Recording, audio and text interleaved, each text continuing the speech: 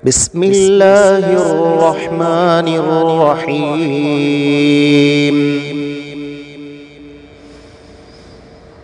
قل يا أيها الكافرون لا أعبد ما تعبدون ولا أنتم عابدون ما أعبد ولا أنا عابد ما عبدتم ولا أنتم عابدون ما